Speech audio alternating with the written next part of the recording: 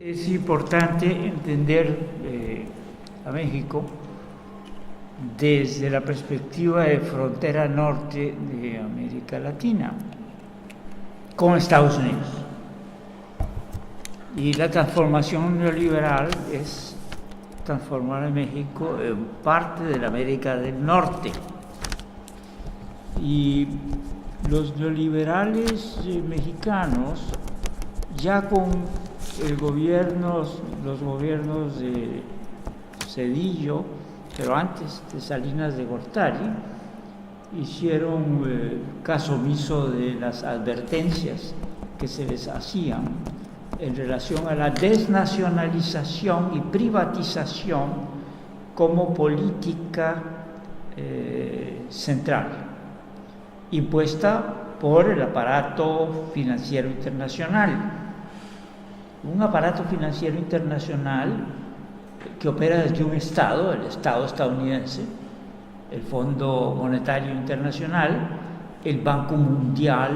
Las acciones fundamentales del Banco Mundial están en manos del Departamento del Tesoro de los Estados Unidos, tiene el 51%, y son instrumentos de Estado, además de que son instrumentos de clase.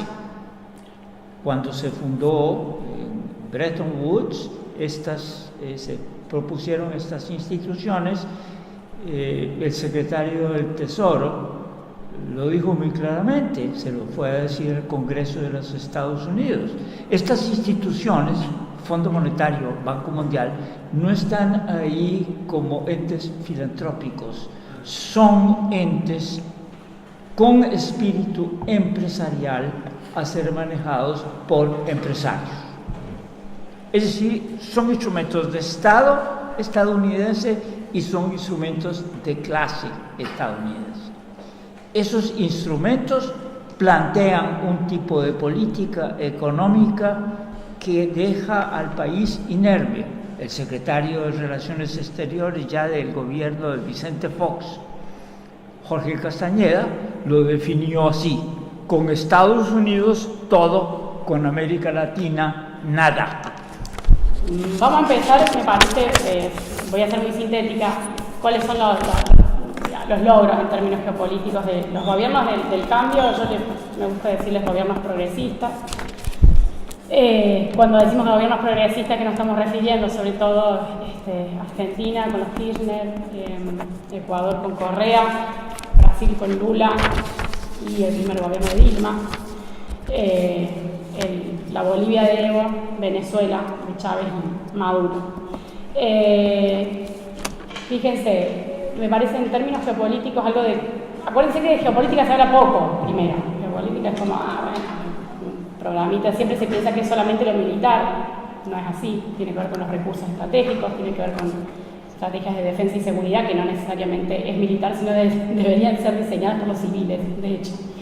Bien, y justamente estos gobiernos lo que intentaron fue meterse en el ámbito de lo militar, y estoy pensando sobre todo en Argentina y en Brasil, donde con Kirchner y con Lula se empezaron a discutir las estrategias de defensa. Se plantearon lineamientos en lugar de plantear la cuestión desde la seguridad, plantearlo desde la defensa, que es muy diferente.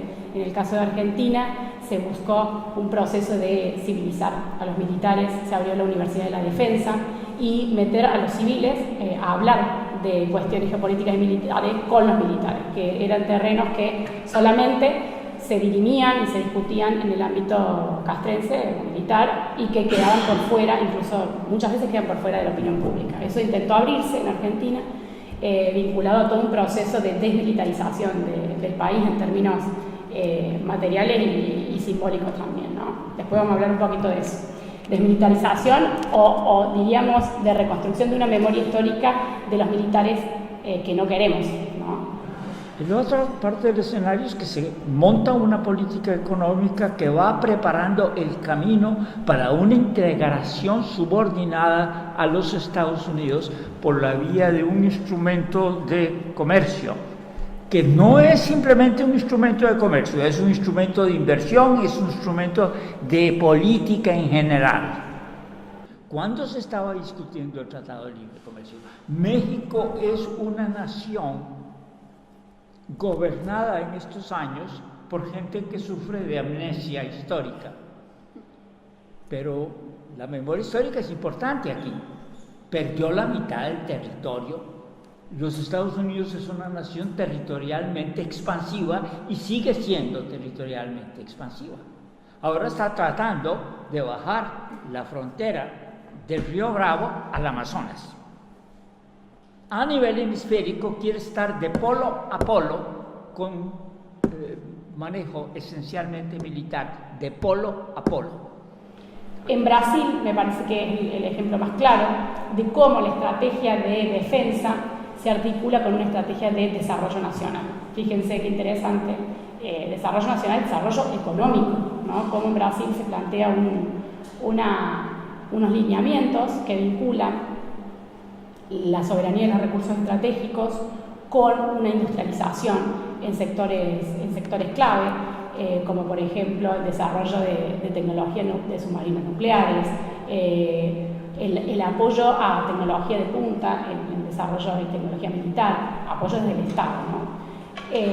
Que poco se conoció y que generó una seria disputa entre una parte del Estado brasileño y una parte de las Fuerzas Armadas brasileñas con el complejo industrial militar estadounidense por ciertas tensiones con respecto a quienes tenían que ser los proveedores de productos y servicios de seguridad para Brasil. Ustedes saben que Estados Unidos siempre estuvo muy cerca de Brasil.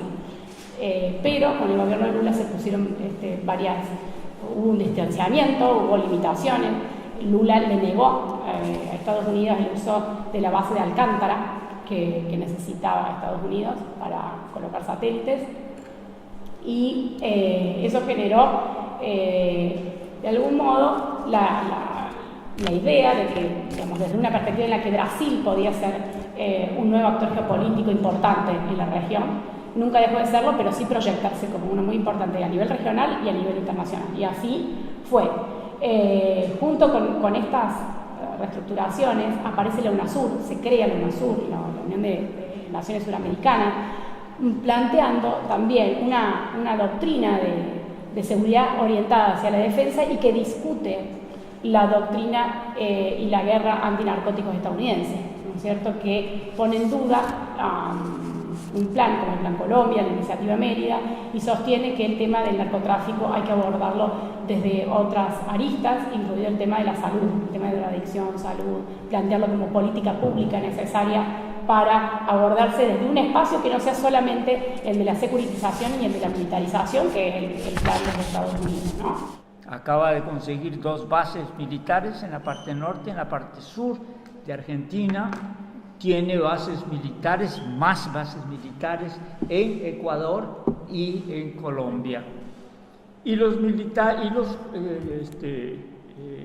la época en que los neoliberales estaban planteando en México el TLC y aceptando toda la política económica dictada a nivel macro por el Fondo Monetario Internacional y por rama por el Banco Mundial, cuando se suscita la discusión, la salida de la candidatura de Albert Gore, que es el vicepresidente de Estados Unidos, y el opuesto es Ross Perot, un multimillonario, que se oponía al Tratado de Libre Comercio, el multimillonario. Y le dice el vicepresidente: usted, desde la CNN, ¿usted cómo se atreve a oponerse al Tratado de Libre Comercio si es tan importante para nosotros como la compra de Luisiana y la compra de Alaska? Dice, de los otros 2 ejes de la estrategia de defensa nacional, la industria para la defensa y el servicio nacional tiene menos que ver con el desarrollo militar que con integrar el sector de seguridad nacional al desarrollo nacional. Eso estamos hablando de Brasil. Fíjense cómo se ve desde Estados Unidos, cómo se percibe claramente que hay una vinculación entre la seguridad y el desarrollo tecnológico también. Algunas de las propuestas específicas en estas áreas, como mejorar las industrias ineficientes, aumentar el reclutamiento, podrían de hecho reducir la efectividad del sector militar y redirigir los recursos. Escuchen, el énfasis en los beneficios a nivel social por encima del profesionalismo en el servicio militar es consistente con la postura del presidente Lula y de otros líderes del gobierno que se formaron en la política durante el gobierno militar de 1970 y los 80 y quieren asegurarse de limitar el involucramiento de los militares en política. Fíjense la claridad en este extracto de los Wikileaks, cómo se ve que ese derrotero que estaba siguiendo Brasil no era conveniente. Digamos, ¿por qué? Por un lado, se contraponía la doctrina de la defensa brasileña con algunos puntos del complejo industrial militar estadounidense. Y por otro lado, se quería quitar el rol primordial de los militares en la toma de decisión, digamos. Y eso no convenía. ¿Y ahora quién está presidiendo Brasil? Un Bolsonaro con trayectoria militar que defiende la tortura durante los gobiernos de los 70. Entonces, es mucho más grave de lo que parece lo de Bolsonaro. Y una cuestión fundamental es lo de los recursos estratégicos en Brasil. Cuando hablo de recursos estratégicos es, por ejemplo, la reserva del Presal en aguas submarinas brasileñas, una de las más importantes del Atlántico Sur, y que fue descubierto durante la gestión de Lula. El gobierno de Lula declaró que ese recurso era recurso del Estado y que como tal iba a ser gestionado por Petrobras, que es la empresa estatal brasileña. Estamos hablando de millones de dólares allí, ¿no es cierto? Inmediatamente hay gestiones para boicotear eso y justamente un mes después del derrocamiento de Dilma Rousseff se vota una ley en el Senado, se entra en vigencia una ley que quita a Petrobras el monopolio en el presal y entra a la licitación, la mayoría empresas estadounidenses. Les doy un datito, en la licitación del presal Ronda 2018, ExxonMobil fue una de las principales ganadoras y ya tiene 2.2 millones de acres en su poder. El Departamento del Tesoro, insisto, es dueño al 51% de las acciones del Banco Mundial. El Banco Mundial hace lo que le diga el Departamento del Tesoro y el Departamento del Tesoro hace lo que diga la presidencia estadounidense. Entonces, hablar de que son instituciones financieras internacionales no ayuda a entender las cosas. Son instrumentos, insisto, de Estado y de clase. ¿Quién más estaba presente? La secretaria del Homeland Security. ¿Qué es el Homeland Security? Lo traduce la prensa en América Latina como Departamento de Seguridad Interior, pero ahí dice Homeland, da una definición equivocada, quita la territorialización del concepto. Homeland Security quiere decir seguridad del suelo patrio de Estados Unidos. ¿Qué hacía en la primera recepción, la Secretaría de Homeland Security en la transición de López Obrador? Y tienen ustedes 3 secretarios de Estado. Y ahora que va a tomar posesión, la delegación estadounidense está compuesta por 100 legisladores y políticos estadounidenses. Es decir, le ponen gran atención al arribo de un presidente que está haciendo anuncios sumamente importantes en términos del contexto recién analizado. Es decir, acá cuando hablamos de lo geopolítico, hablamos de intereses muy profundos que tienen que ver con quién se queda con ciertos recursos estratégicos de América Latina. Ahora, si me preguntan, ¿en qué hubo limitaciones en estos gobiernos? No profundizar en la nacionalización de los recursos. En Argentina hubo un incipiente intento con la nacionalización de YPF, de yacimientos petrolíferos argentinos, fiscales, perdón, pero no se profundizó, siguió siendo mixto. En la mayoría de los países siguió habiendo capital extranjero en estos sectores. Ahora, lo que digo es que es bastante complicado eso, no es que sea tan fácil. Estamos hablando de petróleo, es uno de los recursos más buscados. Las guerras son por petróleo, digamos, no es una pavada. Entonces tampoco era fácil eso, pero me parece que se podría haber hecho algo más. Otro error fue no imprimir mayores energías y mayores recursos en los organismos regionales, no profundizar la UNASUR, la CELAC, darle mayor entidad, mayores recursos, se podría haber hecho, pero esto se desinfló muchísimo con la muerte de Chávez, que era, Hugo Chávez era el que imprimía, el que insuflaba una energía enorme en este tipo de proyectos. El asunto por el cual estoy apoyando a López Obrador, fundamentalmente, es porque el único que hace una propuesta sensata, multidimensional, sobre la masacre entre mexicanos. 250,000 a 300,000 muertos, 40,000 desaparecidos, torturas en el país, desapariciones forzadas en el país. Y simultáneamente un enorme flujo de armamento desde los Estados Unidos a los cárteles, 2,000 armas de fuego de alto poder, y son enviadas diariamente a México. Anualmente llegan 730,000. Se les ha pedido a los Estados Unidos regular el flujo, que estaba prohibido, pero la ley que lo prohibía venció en 2004. En el momento en que venció, Bush, hijo, baby Bush, decidió no hacer nada, se fue de paseo a su rancho en Texas y se abrió el flujo de armas hasta la fecha, y simultáneamente tenemos una enorme cantidad de muertos en el país, homicidios dolosos con uso de arma de asalto, prohibida por la ley federal, que vence la ley federal, no la renuevan, y simultáneamente el aparato financiero desregula los flujos de capital. Entonces entra y sale capital, entran armas. Los Estados Unidos arma a los cárteles, y también arma al ejército, a la Fuerza Aérea y a la Marina. Entonces arma a los dos lados, hace un gran negocio y se matan entre ellos. Eso es lo que López Obrador quiere detener, y está planteando hacerlo en algunas formas muy acertadas. Otro error fue mantener el vínculo con Estados Unidos. Mantener el vínculo, que digo, seguir con las compras militares, con la compra de productos y servicios. Cuando hablo de compras militares, ustedes piensen que las Fuerzas Armadas y la policía tienen que estar, no sabemos por qué, pero comprando como armas, equipamiento, etc. Y con cada arma y con cada equipamiento viene un curso de entrenamiento para cómo usarlo. Bueno, todo eso en América Latina, el principal proveedor sigue siendo Estados Unidos, y es un negocio millonario.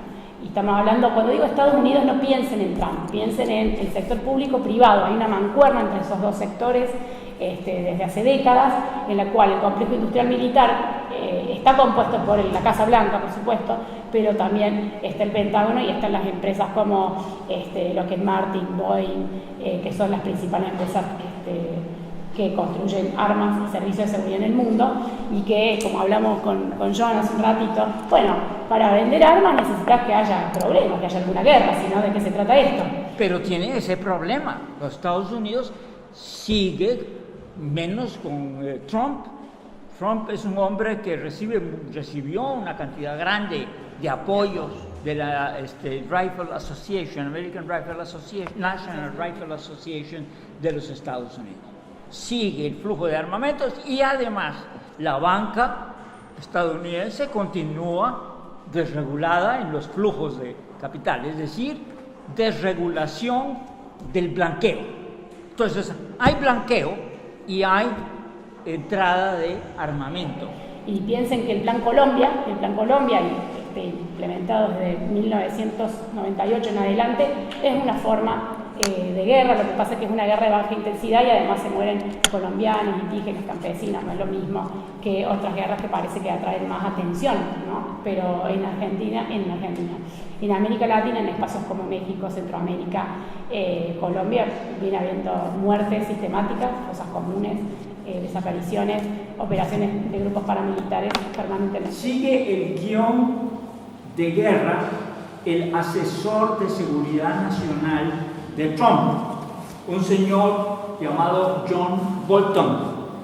Amenazó a Cuba, Venezuela y Nicaragua advirtiendo, cito: el gobierno de Trump está tomando acción directa contra los tres regímenes. Fin de la cita. Acción directa es una palabra clave. Es la que se usó en Irak. Acción directa es acción militar. Y hay un programa militar en operación, se llama Venezuela Freedom 2. Y los documentos vienen de documentos de discursos de presentación clasificados del jefe del Comando Sur a el Comité de Relaciones Exteriores del Senado de los Estados Unidos. Y esto salió a la luz, se conoce. Se presenta como campeón del libre comercio, ¿quién sabe por qué? Ustedes me tendrán que explicar cómo, si tiene 37,000 firmas y 100,000 subcontratistas en una administración federal que maneja 50,000 empleados, se llama Pentágono, donde se distribuye la mayor parte del presupuesto de los Estados Unidos, que ya llega cercano al billón de dólares, el millón de millones de dólares. Y que se trata de una institución que funciona bajo el sistema de precios cost plus. ¿Qué quiere decir eso? Que no importa el costo. No se trata de minimizar costos para la obtención de ganancia, sino de aumentar los costos para aumentar la ganancia por la vía de sobrecostos. Eso quiere decir cost plus. Y es una política que dice tenemos que estimular la economía de los Estados Unidos. Es decir, es puro keynesianismo militar. Esa es la forma. Entonces, está pidiendo acción directa. Desde el ascenso, por ejemplo, de Hugo Chávez, acción directa.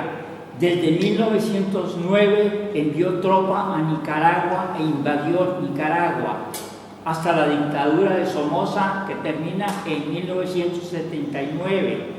Alentó la desestabilización del golpe en 2002 a Chávez y golpes directos, por ejemplo, contra Manuel Zelaya en Honduras 2009, Fernando Lugo Paraguay 2012, Dilma Rousseff en Brasil 2016, golpes que llaman golpes blandos, pero que de acuerdo, como decía Teotonio dos Santos, son muy violentos. Y creo que para terminar, uno de los espacios donde no se dio la batalla en términos geopolíticos es la batalla de las ideas. Es decir, si queremos disputar la geopolítica hay que disputar el sentido común sobre cómo se ve a sí misma América Latina en el sistema internacional. Brasil dio un gran salto al de los BRIC. O sea, Brasil empezó a tener injerencia en la política internacional como pocas veces lo había tenido. Es decir, cómo se piensa América Latina a sí misma y cómo piensa la gente que podemos participar en un sistema capitalista donde el centro y la periferia, esa distancia es cada vez más se ensancha cada vez más. Bueno, perdimos la batalla de las ideas porque hoy por hoy, como dice Mauricio Macri, menos mal que nos insertamos en el mundo y ahora miramos al norte, a los países desarrollados y dejamos de perder tiempo con estos países latinoamericanos que no tienen ninguna incidencia en organismos internacionales. Eso es una pena y hasta que no le demos importancia a cómo construimos y contamos y relatamos, construimos el relato de nuestra propia realidad como latinoamericanos y como periferia, no vamos, aunque hagamos en los hechos cosas, aunque implementemos políticas, aunque implementemos buenos programas, buenos planes, si desde los medios hegemónicos cuentan otra versión, la realidad real va a ser la de ellos y no la nuestra. Obama emitió un decreto que declara que Venezuela es un peligro a la seguridad nacional de Estados Unidos. Ya es un decreto. ¿Qué quiere decir ese decreto? Quiere decir que con ese decreto el gobierno de Estados Unidos se autoconfiere autoridad para confiscar todos los bienes que tenga Venezuela en Estados Unidos. Y es dueño de una gran empresa que opera en Estados Unidos y que distribuye gasolina, que tiene varias refinerías en Estados Unidos y que es sumamente importante para Venezuela. Simplemente es una forma de amenazar a Venezuela y decirle vamos por esos activos que tiene en Estados Unidos Venezuela. al llegar gobiernos de derecha, ¿cierto? Y digo gobierno, ¿a qué me estoy refiriendo? En Argentina el de Macri, que fue por las urnas, y en Brasil el de Temer, que no fue por las urnas, fue un golpe de Estado, fue ilegal, ilegítimo, y ahora llega Bolsonaro por la vía de las urnas con un plan neoliberal. Lo que se pone en juego o se descarta directamente es la intervención del Estado en la economía. Eso es lo más importante. Es decir, se considera que eso es una aberración y se vuelven a las políticas ortodoxas, y eso implica una reversión de procesos en el ámbito de los hidrocarburos, sobre todo, y los sectores estratégicos y los recursos estratégicos. Es decir, ya no se piensan como un patrimonio de la nación y que deben beneficiar a las mayorías, sino como un negocio. Esto implica que hay mayor presencia de multinacionales vinculadas a ese negocio, que a su vez, lo vuelvo a señalar, están vinculadas al complejo industrial militar. Cuando Bush estaba preparando esa brutal guerra de agresión contra Irak,